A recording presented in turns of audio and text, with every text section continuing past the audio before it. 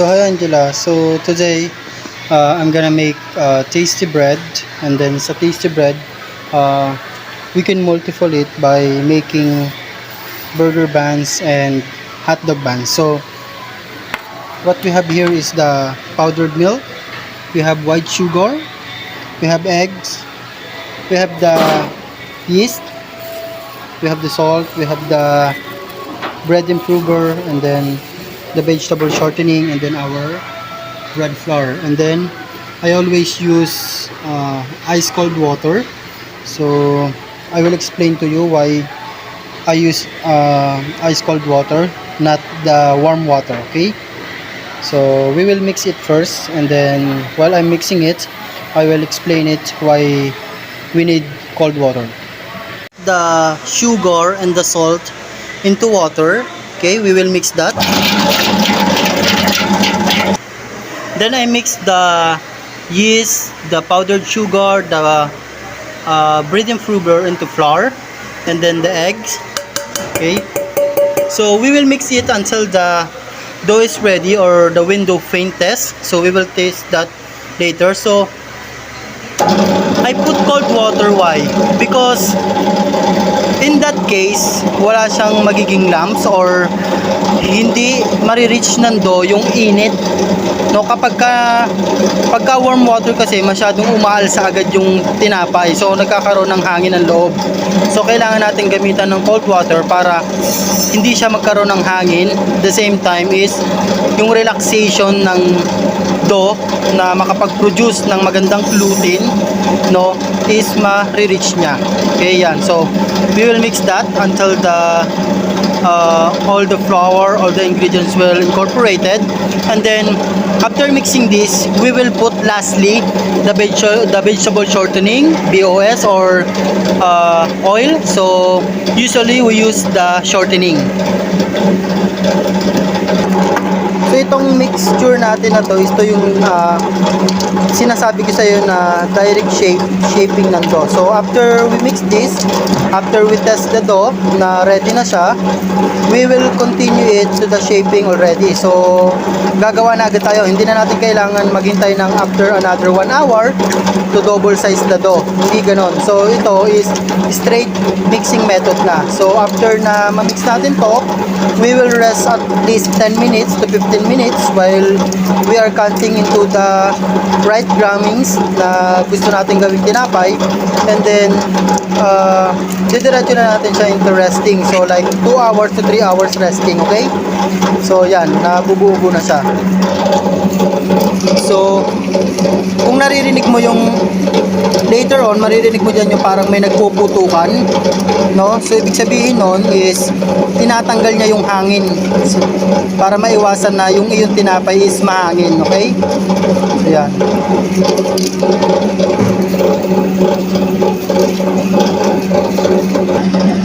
So yung dough natin is cold siya. Yan. So malamig. Okay? Kasi kapag warm water ang nilagay mo dyan, or mainit na tubig, kapag masyadong mainit ang tubig mo, mamamatay yung yeast, no? Kapag naman warm ang ginamit mo, hindi angkop sa yeast, ang mangyayari na naman is iinit agad yung dough mo. So magkakaroon ng mabilis ang pag-alsa. Kapag mabilis umalsa siya dahil na warm masyado yung tubig mo, or warm water ang ginamit mo, nagkakaroon ng dryness, no? Kapag iniwanan mo saglit yung dough, makikita mo sobrang dry na agad yung labas. Okay, so in this stage, no, we will put the shortening. Okay, so we will put the shortening. Okay, yon. Okay, so bakit natin lastly nilalagay ang shortening? Okay, para yung dough mo is makapag-produce siya ng mas magandang elastic, no? Para maging mas maganda yung pagkaka-elastic niya, mas mapo-form yung gluten niya, or yung protein ng flour kapag huli mo siyang i-combine, no? Yan. So yung naririnig mo na parang lagkit, no? Yan yung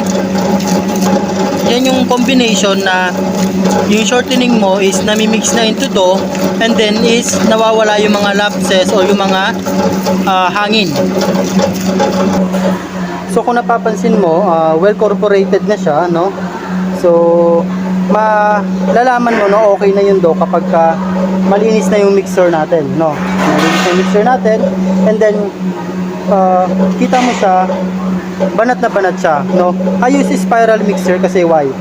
Spiral mixer is the most, and then siya yung pinaka naaangkop sa tinapay kasi kaya kanyang bigyan ng magandang masa talaga. Okay, so we will try it in the window pane. So kung siya ay elastic na or kung ready na siya para i-rest.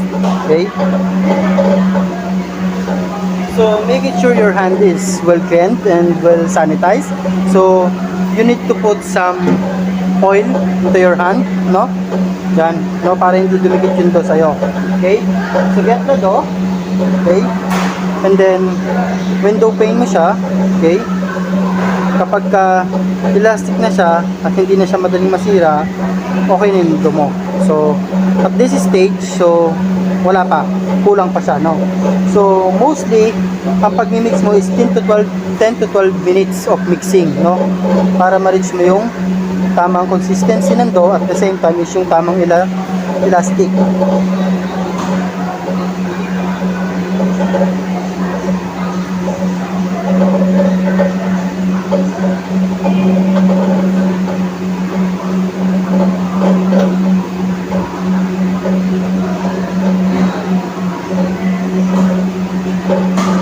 So meron siyang parang tunog na lagkit o yung pop, parang na ganon. So ibig sabihin nun, tinatanggal niya yung hangin, no, para yung tinapay mo hindi siya mahangin.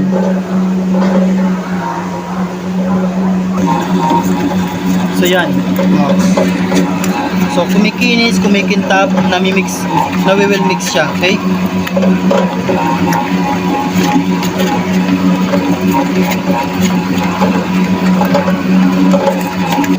so we will try to test again the dough. So yan, ang ganda na ng pagkakamix niya, no?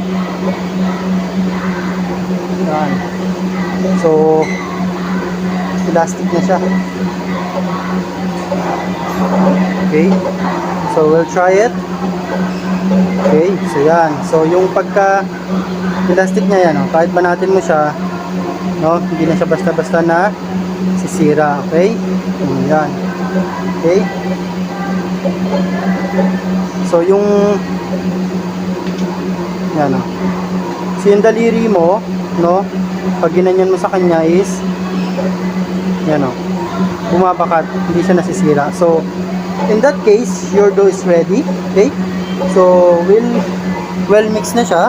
Okay, so yan, so in that stage we will rest it at least 10 minutes or we will direct shaping sa gusto natin gawing breads. Okay, so yan.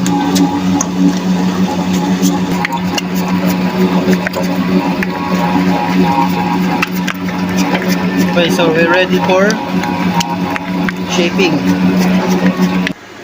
So yan na, so ito na yung ating dough. Okay, so we will shape it na, no? Yan, so ang dough mo is warm lang siya. Okay, yung humidity naman ng iyong place, so dapat hindi siya mahangin, huwag mo siyang ida-direct sa electric pan. Okay, para hindi siya dry. Okay, so yan. Okay, so sobrang elastic ng iyong dough, para siyang goma. Okay, so yan, we will shape it the dough, no? Kapag na-shape na natin, na-grammings na natin sa gusto nating grammings na gagawin natin tinapay, we will rest it for 2 to 3 hours. Okay, so yan, after resting, yan na yung buns natin. So isa sa magagawa din ng mother dough, yan, ating cheese pandesal. Okay, ating tasty. Yan, so ready to bake na siya after 2 hours. Okay, and then kalihin.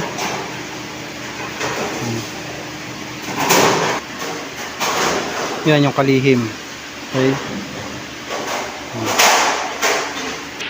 so ito na yung mga bake ano natin, hotdog buns. Yan, so yan. Okay, so yan, ganyan siya kakinis, ganyan siya kaganda. Okay, so and then ito yung ating burger buns. Yan.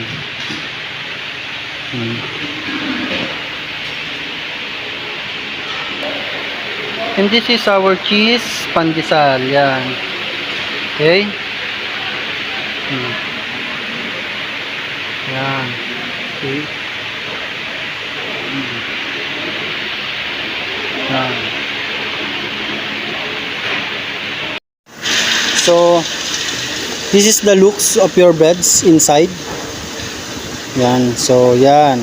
Okay. So, your bread should not be heavy. Hindi siya mabigat. And then, so, ang loob niya is, yan. Siksik. Okay. So, ganyan ang real breads. Yung ating tasty bread. Yan. Ha? So, yan. Okay. So, yan. So, yan. Tapos na yung ating kalihim. Okay, or panderegla, kalihim. Ano ibang tawag dyan?